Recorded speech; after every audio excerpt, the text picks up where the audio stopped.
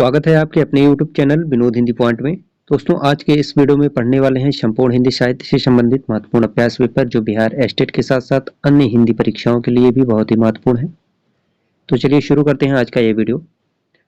पहला प्रश्न है, इस पत्रिका के प्रकाशन का निश्चय एक बंगाली सज्जन चिंतामणि घोष ने किया था जो इंडियन प्रेस इलाहाबाद के स्वत्वाधिकारी मालिक थे। यह कथन किसका है?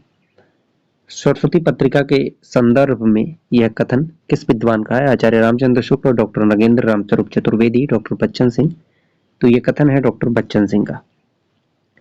सरस्वती पत्रिका का प्रकाशन वर्ष 1900 ईस्वी से हुआ है।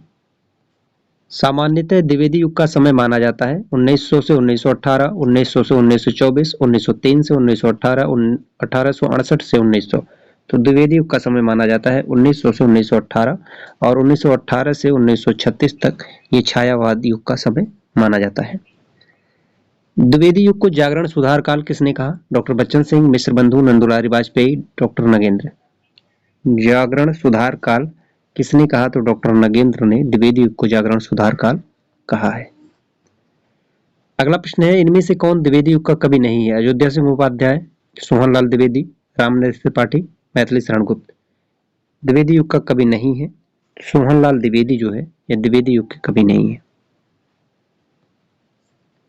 अगला प्रश्न है, इतिवृत्तात्मकता किस काव्य युग की प्रमुख विशेषता है? भारतेंदु, छायावाद, द्विवेदी युग, शुक्ल युग। महत्वपूर्ण प्रश्न है। इतिवृत्तात्मकता यह द्विवेदी युग की प्रमुख विशेषता है।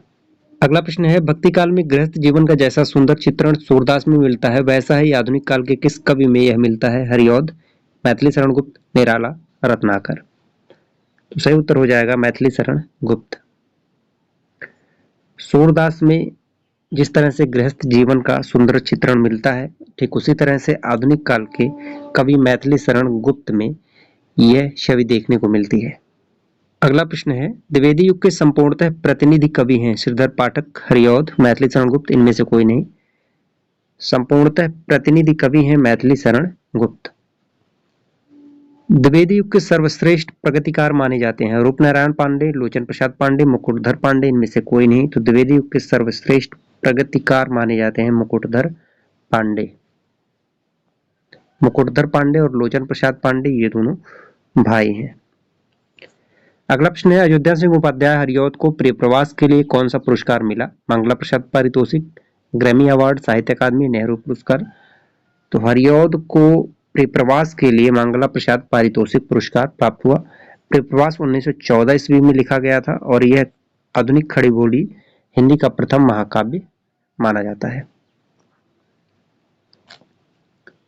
अगला प्रश्न है, द्विवेदी युग कौन सा ग्रंथ ब्रजभाषा की श्रेष्ठ काव्य परंपरा के स्मारक के रूप में स्मरणीय है? प्रिय प्रवास, उद्धव शतक, गंगावतरण, बिहारी रत्नाकर।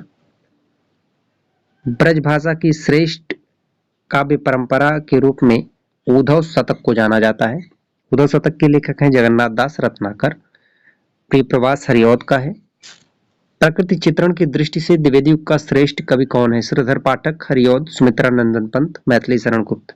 प्रकृति चित्रण की दृष्टि से द्विवेदी युग का श्रेष्ठ कवि है श्रीधर पाठक।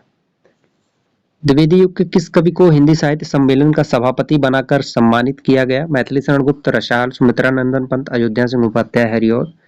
हिंदी साहित्य सम्मेलन का सभापति बनाकर सम्मानित करने वाले कवि हैं अयोध्या सिंह उपाध्याय, हरिऔध। कौन सी प्रवृत्ति द्विवेदी युग की नहीं है? राष्ट्रीय भावना, नीति और आदर्श, इतिवृत्तात्मकता, मार्क्सवादी चिंतन। द्विवेदी युग की कौन सी प्रवृत्ति नहीं है? तो मार्क्सवादी चिंतन जो है यह द्विवेदी युग की प्रवृत्ति नहीं है। राष्ट्रीय भावना, नीति और आदर्श, इतिवृत्तात्मकता यह तीनों है। अगला प्रश्न है, द्विवेदी युग की प्रमुख काव्य भाषा क्या थी? अवधी, ब्रज, बुंदेली, खड़ी बोली। द्विवेदी युग की प्रमुख काव्य भाषा थी खड़ी बोली। लिखो न करो लेखनी बंद, श्रीधर सम सब कवि स्वच्छंद। इस पंक्ति के रचयिता कौन है? श्रीधर पाठक, महावीर प्रसाद द्विवेदी, शुक्ल, रामनरेश त्रिपाठी। लिखो न करो लेखनी बंद, श्रीधर सम सब कवि स्वच्छंद। श्रीधर पाठक की ये पंक्ति है। जगत है सच्चा तनिक न कच्चा, समझो बच्चा इसका भेद। यह पंक्ति किसकी है? श्रीधर पाठक, रत्नाकर, दिनकर, द्विवेदी। श्रीधर पाठक की ये पंक्ति है। जगत है सच्चा तनिक न कच्चा, समझो बच्चा इसका भेद। उमर खयाम की रुबाइयों के रचयिता कौन है? मैथिली शरण गुप्त, रामनरेश त्रिपाठी, दिनकर प्रसाद। उमर खयाम की रुबाइयां के रचयिता है मैथिली शरण गुप्त। अबला जीवन हाय तुम्हारी यही कहानी, आंचल में है दूध और आंखों में पानी, पंक्ति के रचयिता कौन है? मैथिली शरण गुप्त, निराला, रामनरेश त्रिपाठी, प्रसाद। तो ये जो पंक्ति है मैथिली शरण गुप्त की है और यशोधरा नामक काव्य से यह पंक्ति ली गई है। सच्चा प्रेम वही है जिसकी तृप्ति आत्म बलि पर हो निर्भर, त्याग बिना निष्प्राण प्रेम है, करो प्रेम पर प्राण निछावर। महादेवी वर्मा, रामनरेश त्रिपाठी, रामचरित उपाध्याय, सुभद्रा कुमारी चौहान। तो ये जो पंक्ति है रामनरेश त्रिपाठी की है।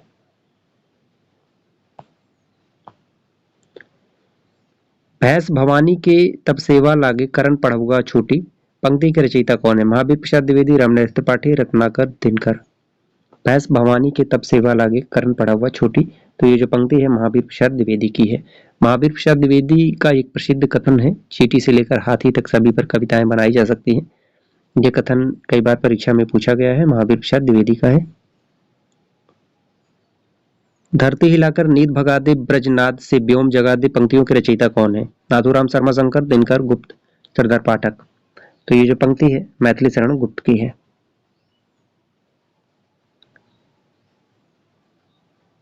दिवस का अवसान समीप था, गगन था कुछ लोहित हो चला, ये पंक्ति किस काव्य ग्रंथ की है? परिप्रवास, साकेत, भारत भारती, कानन कुसुम।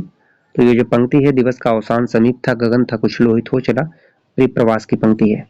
अयोध्या सिंह उपाध्याय हरिऔध की रचना है। देशभक्त वीरों मरने से नेक नहीं डरना होगा, पंक्ति किसकी है? मैथिली शरण गुप्त, नाथूराम शर्मा शंकर, श्रीधर पाठक, गया प्रसाद, शुक्ल स्नेही। तो ये जो पंक्ति है नाथूराम शर्मा शंकर की है। भूलोक का गौरव प्रकृति का पुण्य लीला स्थल कहाँ है, पंक्ति की रचयिता कौन है? गया प्रसाद, शुक्ल स्नेही, रामनरेश त्रिपाठी, मैथिली शरण गुप्त, लोचन प्रसाद पांडे। भूलोक का गौरव प्रकृति का पुण्य लीला स्थल कहाँ है? तो ये जो पंक्ति है मैथिली शरण गुप्त की है। छड़ीधार छैला छबीले बनो, रंगीले रसीले फबीले बनो, व्यंग्योक्त किसकी है? रामनरेश त्रिपाठी, नाथूराम शर्मा शंकर, हरिऔध, सियाराम शरण गुप्त। छड़ीदार छैला छबीले बनो, रंगीले रसीले फबीले बनो, ये जो व्यंग्योक्ति है नाथूराम शर्मा शंकर की है।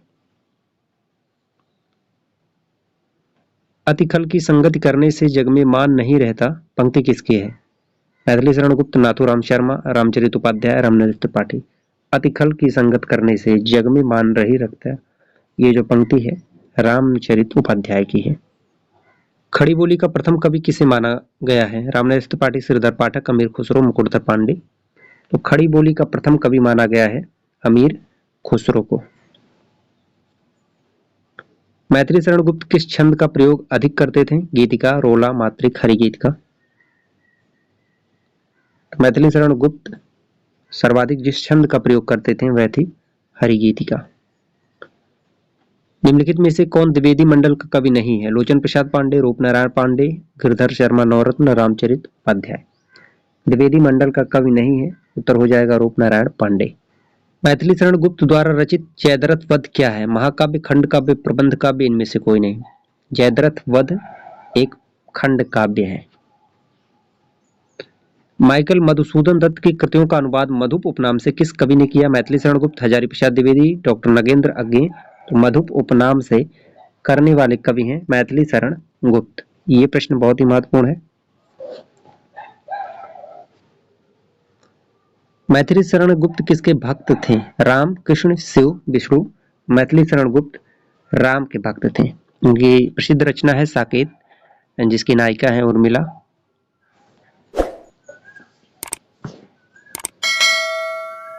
महावीर प्रसाद द्विवेदी को चतुर्माली की संज्ञा किसने दी? धनंजय वर्मा, राहुल शंकरतायन, नंदुलारी वाजपेयी, नरेश मेहता। चतुर्माली की संज्ञा किसने दी? तो राहुल शंकरतायन ने महावीर प्रसाद द्विवेदी को चतुर्माली की संज्ञा दी। अगला प्रश्न है, हिंदी में अभूतपूर्व सुधार के कारण किसने द्विवेदी जी को कपास की खेती करने वाला कहा? नलिन बिलोचन शर्मा, रामविलास शर्मा, नंदुलारी वाजपेयी, लक्ष्मीकांत वर्मा। महावीर प्रसाद द्विवेदी को किसने कपास की खेती करने वाला कहा? तो सही उत्तर हो जाएगा नंदुलारी वाजपेयी ने। अगला प्रश्न है, कविता करके तुलसी न लसे, कविता लसे व तुलसी की कला, यह प्रशंसात्मक उक्ति किसकी है? मैथिली शरण गुप्त, रामचंद्र शुक्ल, बाल मुकुंद गुप्त, अयोध्या सिंह उपाध्याय, हरिऔध। तो ये जो प्रशंसात्मक युक्ति है अयोध्या सिंह उपाध्याय हरिऔध की है। मैथिली शरण गुप्त के संदर्भ में इन्होंने यह युक्ति कही है। अगला प्रश्न है, कविता का विषय मनोरंजन एवं उपदेश परक होना चाहिए। कविता के विषय में उपयुक्त कथन किसका है? आचार्य शुक्ल, महावीर प्रसाद द्विवेदी, हजारी प्रसाद द्विवेदी, आचार्य नंदुलारी वाजपेयी। तो कविता का विषय मनोरंजन एवं उपदेश परक होना चाहिए, ये जो कथन है महावीर प्रसाद द्विवेदी का है। अगला प्रश्न है, हेत मातृभूमि तु सत्य ही सगुण मूर्ति सर्वेश की पंक्ति किस रचना की है? भारत दुर्दशा, यशोधरा, हल्दी घाटी, भारत भारती। तो ये जो पंक्ति है यह भारत भारती की है। भारत भारती 1912 ईस्वी में मैथिली शरण गुप्त ने लिखा और भारत भारती के आधार पर महात्मा गांधी ने मैथिली शरण गुप्त को राष्ट्रकवि की उपाधि प्रदान की।